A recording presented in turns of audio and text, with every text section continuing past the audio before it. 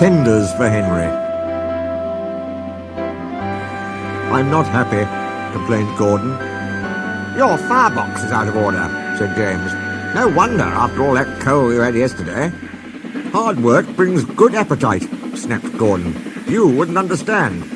I know, put in Duck brightly. It's boiler ache. I warned you about that standpipe on the other railway, but you drank gallons. It's not boiler ache, protested Gordon. Of course it is, said Henry. That water's bad. It furs up your tubes.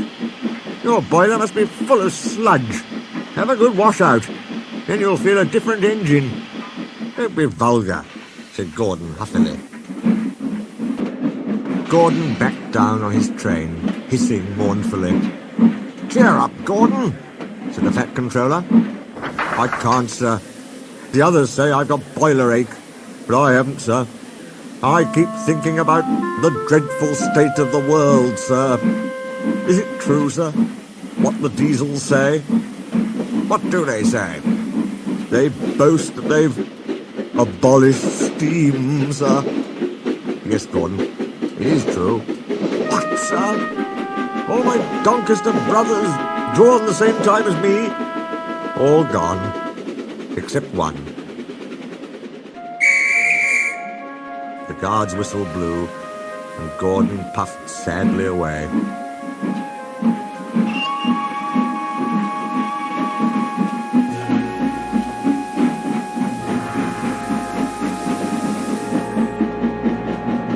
Poor old Gordon, said the Fat Controller.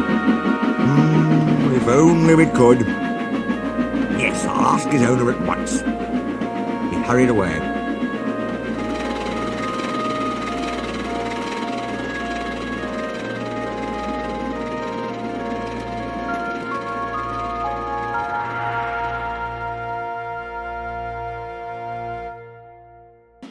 One evening, Gordon's driver ran back excited. Wake up, Gordon! The Fat Controller's given you a surprise. Look!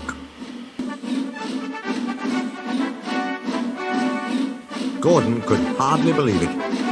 Backing towards him were two massive green tenders, and their engine shape was very like his own. It's Flying Scotsman, he gasped. The Fat Controller's brought him to see me. Oh, thank you, sir. Gordon's toot of joy was drowned by Flying Scotsman's as he drew happily alongside.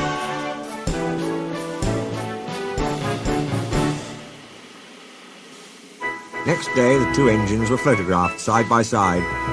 You've changed a lot, smiled Flying Scotsman. I had a rebuild at Crewe. They didn't do a proper Doncaster job, of course, but it serves. I had a rebuild, too, and looked hideous. But my owner said I was an extra special engine and made them give me back my proper shape.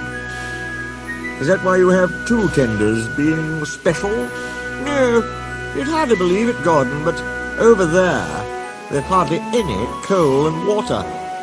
But surely, every proper railway... Exactly. You are lucky, Gordon, to have a controller who knows how to run railways. Everyone got on well with Flying Scotsman, except Henry. Henry was jealous. Tenders are marks of distinction, he complained. Everybody knows that. Why has he got two? He's famous, explained Duck and Donald. He was the second to go 100 miles an hour. Besides, the other railway has no coal and water. Oh, sniffed Henry. I can't believe that. I never boast, he continued, but I always work hard enough for two. I deserve another tender for that. Duck whispered something to Donald. Henry, asked Duck innocently, would you like my tenders? Yours? Exclaimed Henry. What have you got to do with tenders? All right, said Duck.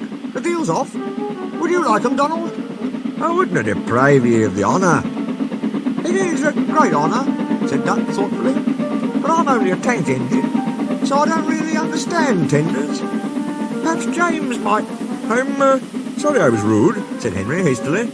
How many tenders have you, and when could I have them? 6, and you can have them this evening. 6 lovely tenders, chortled Henry. What a splendid splendid sight I'll be. That will show the others the sort of engine I am. Henry was excited. Do you think it'll be all right? He asked for the umpteenth time. Of course, said Duck. Just go where I told you, and they'll be ready.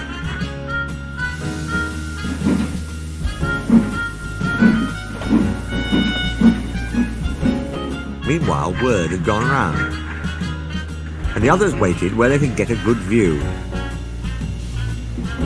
Henry was cheered to the echo when he came, but he wasn't a splendid sight. He had 6 tenders, true, but they were very old and very dirty. All were filled with boiler sludge. Had a good wash out, Henry? Called a voice. That's right. You feel a different engine now? Henry wasn't sure, but he thought the voice was Gordon's.